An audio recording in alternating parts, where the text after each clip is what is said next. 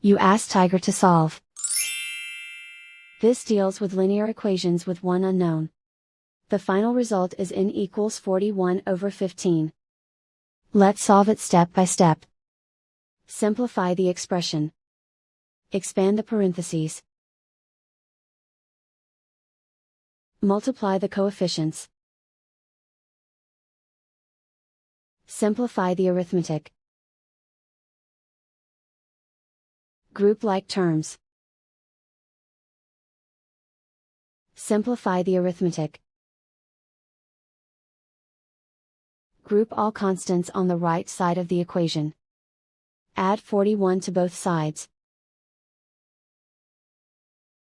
Simplify the arithmetic.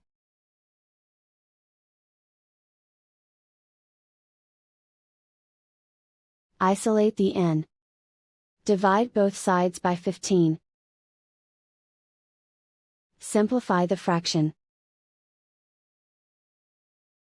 And so the final result is n equals 41/15.